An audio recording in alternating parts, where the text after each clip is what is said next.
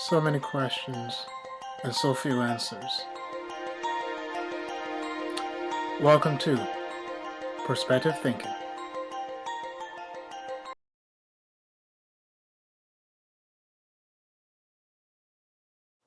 Hi, I'm your host, Stephen Leslie, and welcome to Perspective Thinking.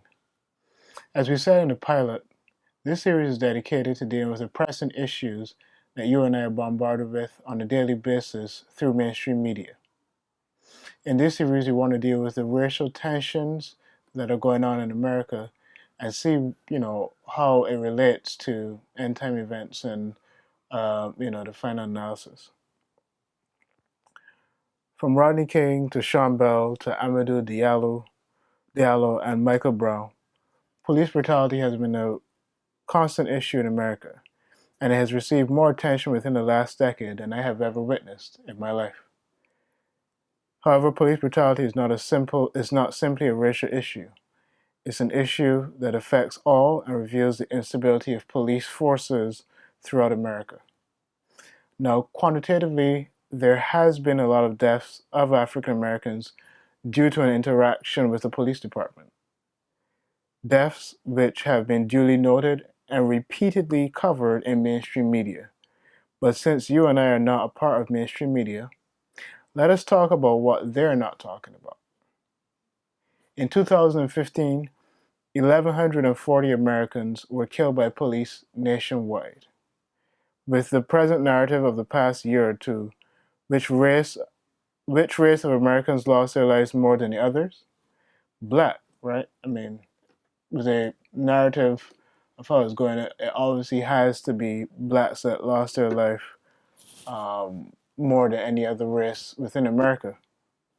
However, I mean, this was a statistic that I actually thought was true, but then, the Guardian, which is a newspaper or media outlet that was started in the UK, according to their website, The Counted, according to the data collected there, it says that blacks comprised about 303 of the 1,140 people killed last year. I mean, that's a pretty high percentage, just a little bit more than a quarter of that number of people that were killed last year by the police department. But let's get this, right? 578 whites were killed in 2015. That is 51% of all people killed by police. Even though The Guardian has this evidence well documented, I want you to look at this article on their page, and I just want to show you here. Let's look at this article, right? Now, this article, the Guardian view on killing by U.S. police, why we must keep counting, and this is their kind of their explanation on as to why they started a website, The Counted. Now, in this little snippet over here, it says young black men killed by U.S. police at highest rate in year of 1,134 deaths. Right. Eventually, there were 1,140 after this article. Right. So you look at this and the way that is worded, it makes you think that blacks were in the majority in terms of those that were killed. But in actuality, the numbers show that more whites were actually killed by police last year. And initially I had heard this statistic sometime last year, didn't want to believe it, or should I say, I didn't believe it. I thought it was just um, that someone being malicious and saying that that wasn't the case. But checking the numbers, we see that it is the case that that more whites were killed last year.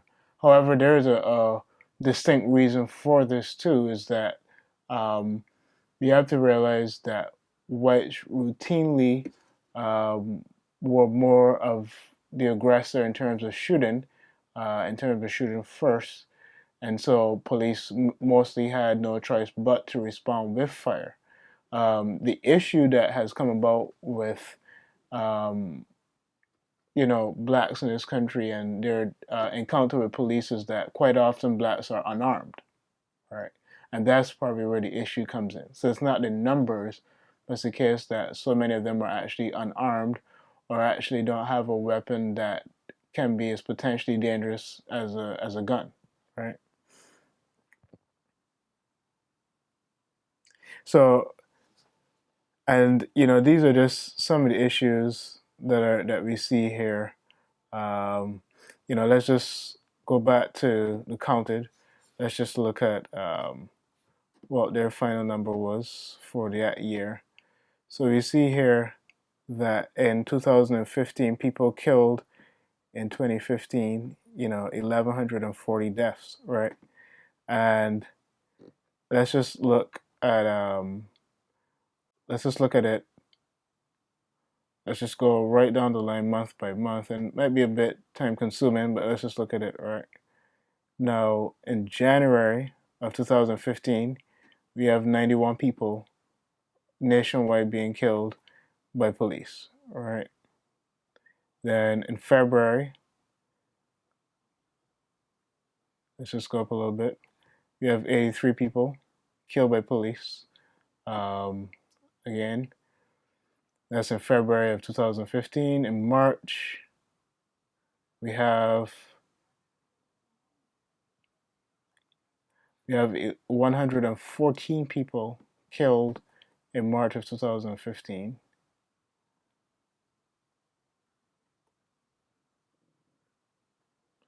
And then, and in April, we have 102 people killed, right? 102 people killed in 2015. Let's go to May, 86 people, right? We're getting there, people. Then in June, we see that 79 people were killed in June.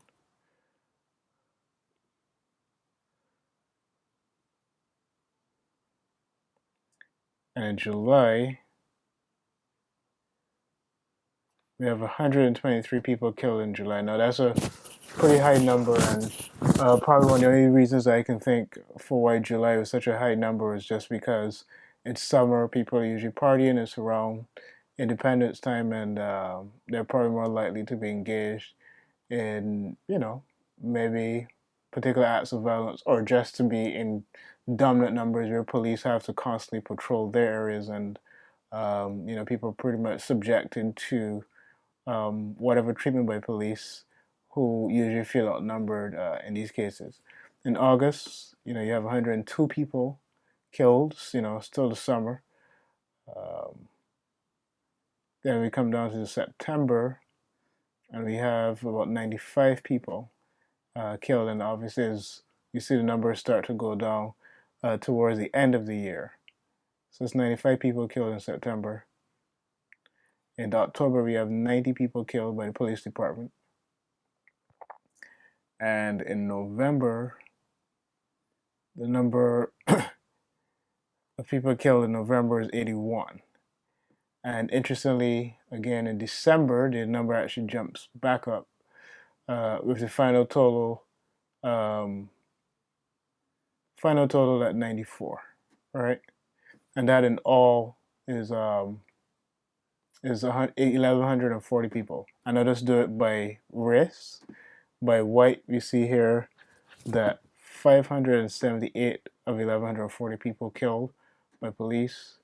Black, we have 303 being the second highest number, right? 303 of 1,140 people killed by police. And just to round out the other races, Hispanic, 194 of 1,140. Let's pull that back up. Yes, 194 of 1,140. Asian, 28. 28 of those people were Asian. And interestingly enough, of those Asians we see here were the two people that we spoke about in our last segment in the San Bernardino shooting.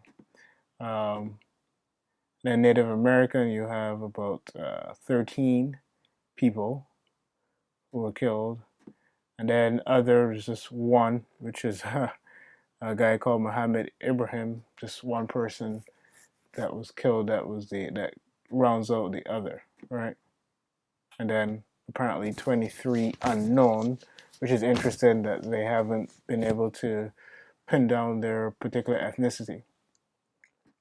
Anyway, now that's one issue, right? That's one issue.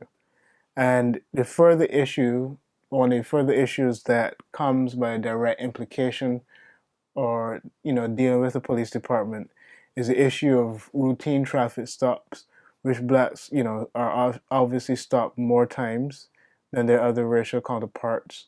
Um, the Bureau of Bureau of Justice Statistics. This is a article that was published some time back, but it showed here that this is 2008, about 5% of traffic stops, led to the search of the driver, the vehicle, or both. Police were more likely to search male drivers than female.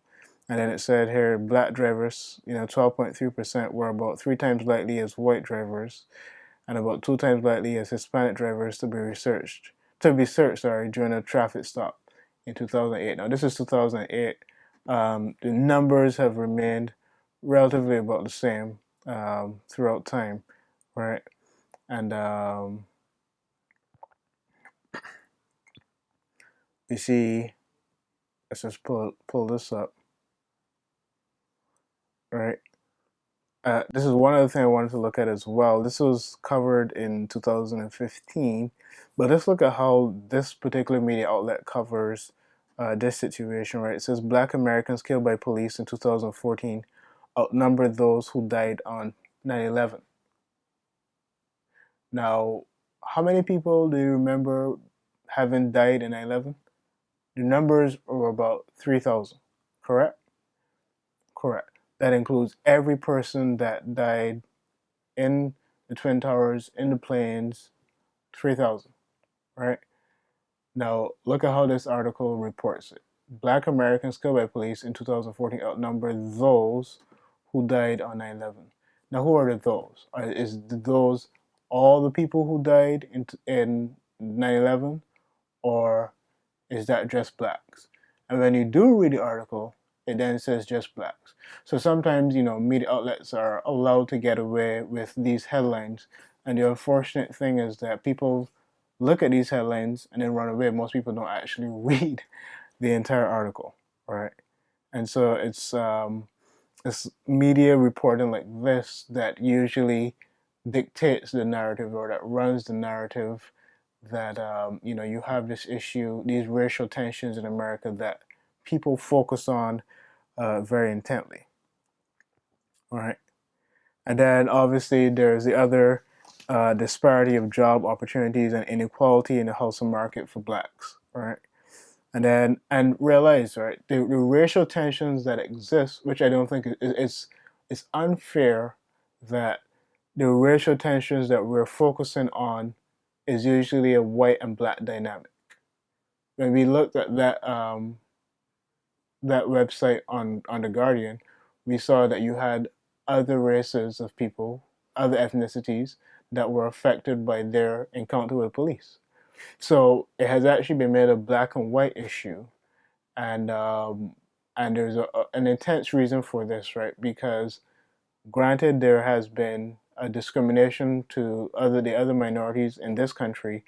The relationship between whites and blacks in this country is a unique one, going back as far as slavery, segregation.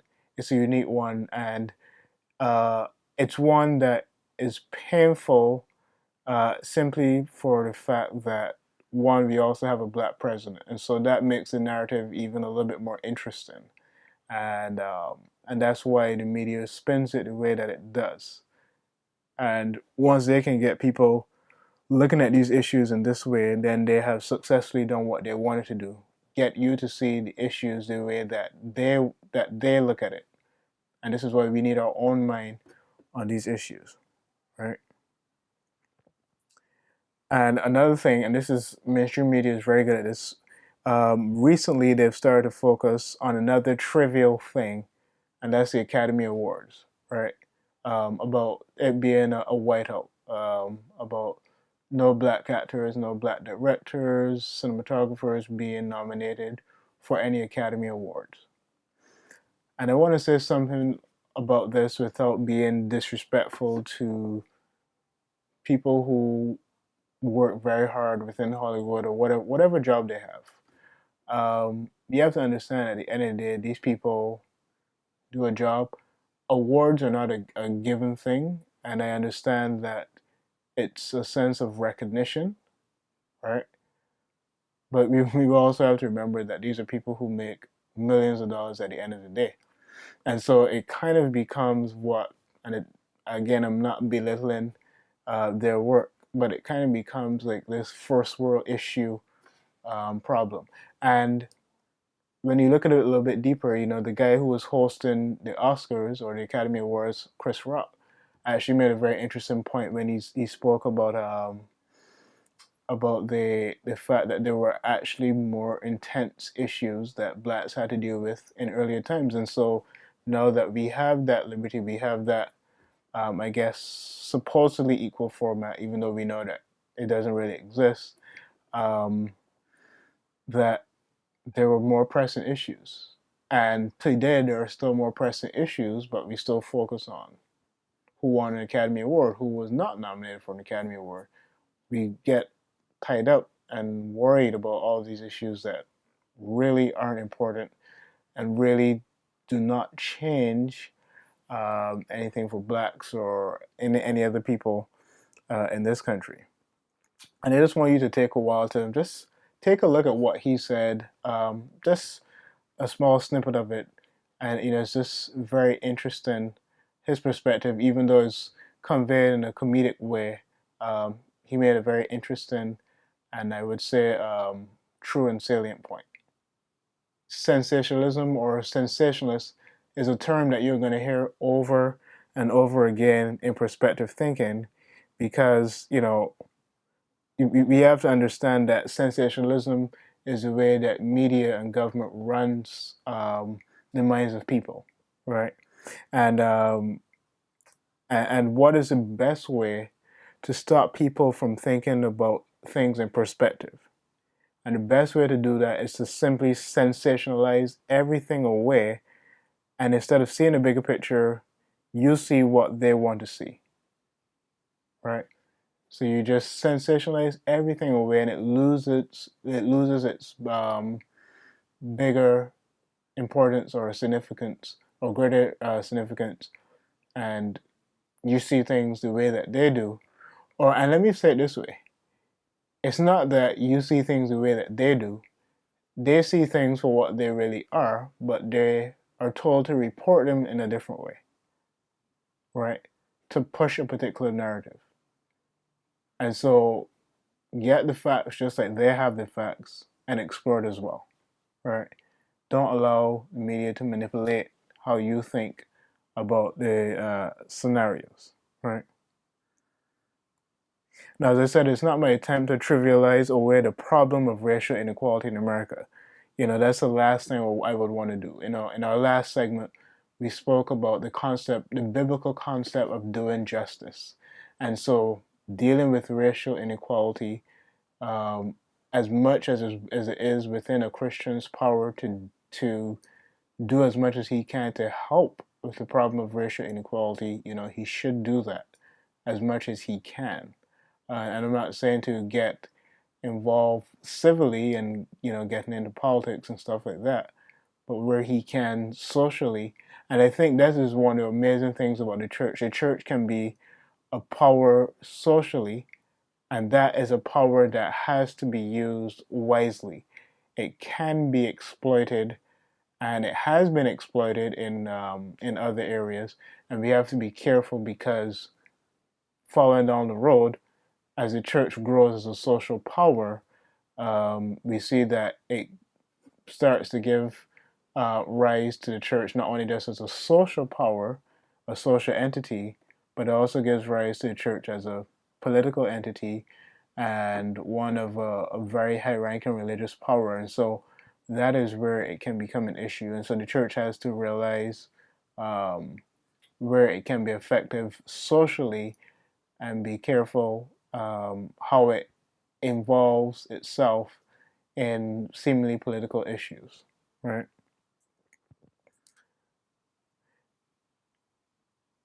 So I want you to really pay attention to why we focused on this segment. Again, it's perspective thinking. It's thinking, it's seeing things from a biblical perspective. And we just want to point out this fact in Revelation 11, verse 18, John the Revelator writes that the nations were angry. Now, John is writing this after writing about this issue after the trumpets are mentioned between Revelation chapter 8 and Revelation 11, right? And in scripture, trumpets signify an alarm or warning of something foreboding, something that is coming upon the earth that human beings and the church specifically is to be cautious of, right? Now, this overemphasis on racial tension in America has an interesting spin to it. There will be an attempt to resolve this issue, most likely in the name of religion. However, this racial tension also have their roots in the name of religion. However, when segregation became, and listen to this point, when segregation became an issue, and the KKK rose to prominence as a Christian terrorist organization, and that is two words that really shouldn't go together. But in the 1860s, instead of being disbanded, they were allowed to remain even up until today, while groups like the Black Panther Party were quickly disassembled. Right? There's only one organization in the world that can bring disorder in the name of religion, right? And also bring the order in the name of religion.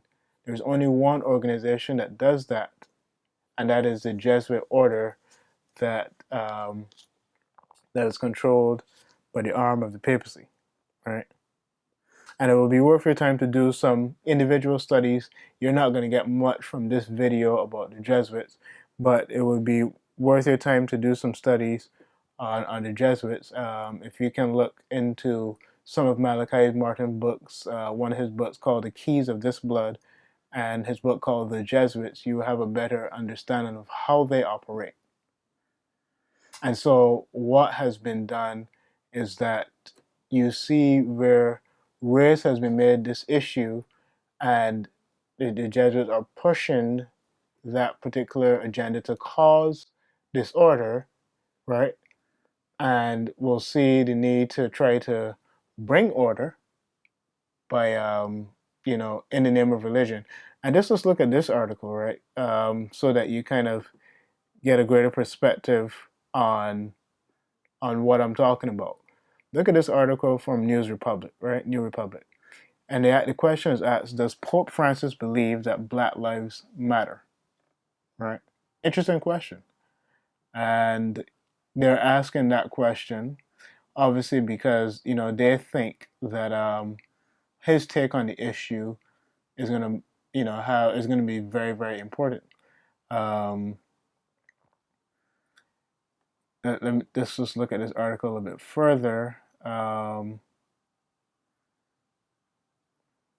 It says here, and in matters of American racism, Pope Francis has a large cache of historical apology and denouncement from the U.S. Catholic Church to reference.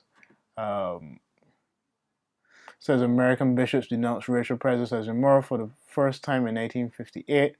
In 1978, the United States Conference of Catholic Bishops published a letter calling racism a sin that divides the human family, blots out the image of God among specific members of that family, and violates the fundamental human dignity of those called to be children of the same Father.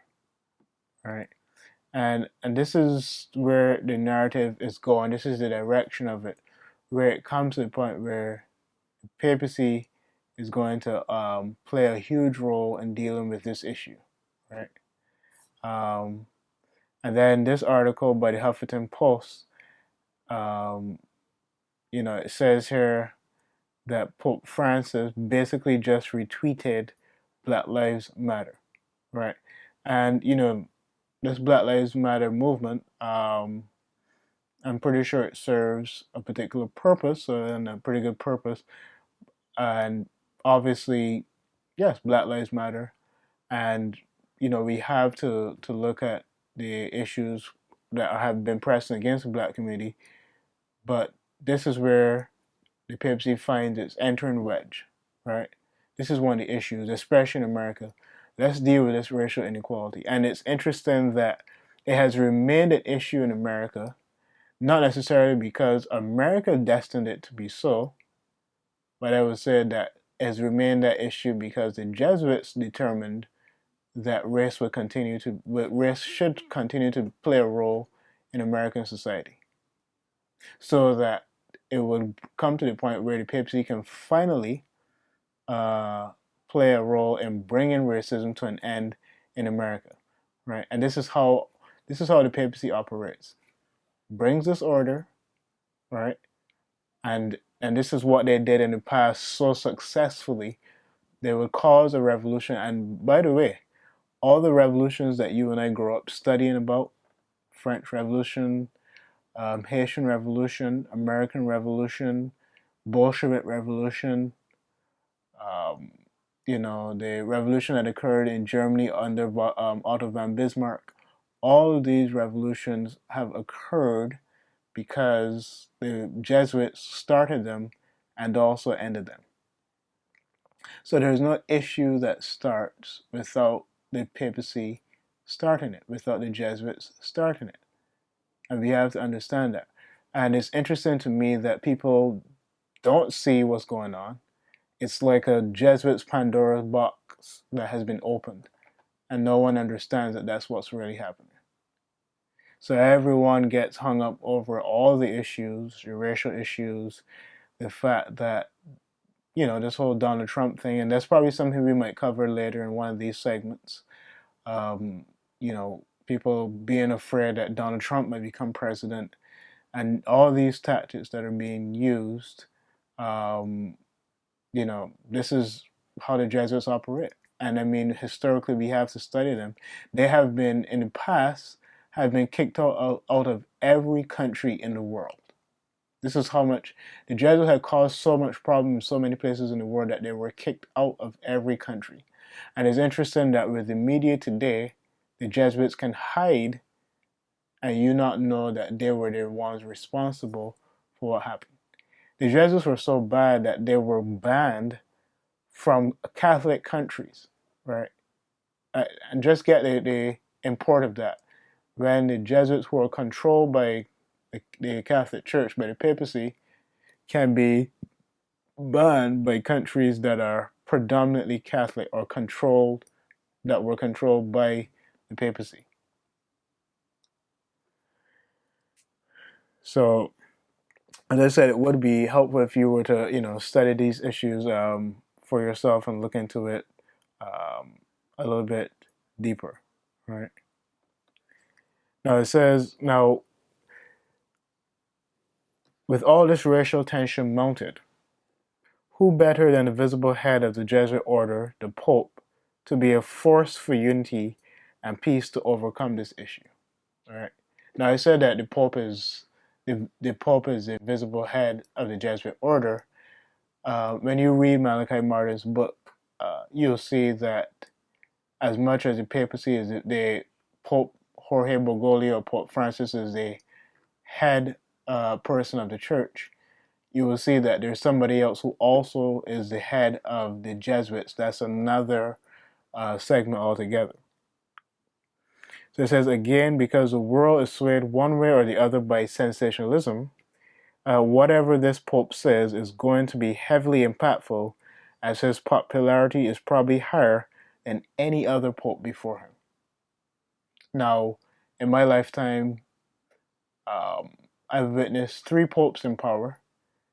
Pope John Paul was very, very popular, but Bergoglio, I believe, has surpassed him in popularity, just because of the things that he says, just because of he has a very likable personality, and I'm just saying a likable personality from what he portrays. I don't know what he's like behind doors, but I'm pretty sure what he's putting on is an act, and it's not to be speaking bad about him or to speak derogatively about him, but I'm pretty sure what he's putting on is an act, and I know some people will find that hard to believe, but that is mostly what he has been doing and is doing because he has a particular aim to achieve. Now, we're told in Revelation 13 and verse 3 that it tells us that the world will wander after the papacy, right? And this is what they're doing now. The world's wandering after the Pope. They're trying to see what he's doing. And ecumenism, which is the further cohesion, of further unity of Christian denomination, Christian groups of religion on a whole coming into this oneness, and this is where this one world government is coming to. This is the final result. So this ecumenism now is doing its work, and soon Pope Francis will be seen as a visible solution to America's issue on race, and the rest of the world will become more united and more oriented and neutralized into the new one world government that is quickly approaching upon each soul. So again, I just want you to just look at these issues as they really are. This is us just looking at some of the issues and thinking outside the box that the media has drawn for us. And I'm not saying that my particular view is correct. I'm saying I believe my view is correct, but I want you to explore the facts for yourself. All right. It should not be the part of anyone to tell you what to believe and how to believe it. It's for you. If society would be a better place if we just simply encourage dialogue. Let's speak about this issue. What you think about it, what I think about it, and let's look at the facts, right? And then if we can look at it without a biased eye, and then come to an agreement on certain things, then we can say, oh, maybe then this is the case, this is the issue, right? And we can deal with it the right way. Anyway, thanks for watching. Again, I'm Stephen Leslie for Perspective Thinking.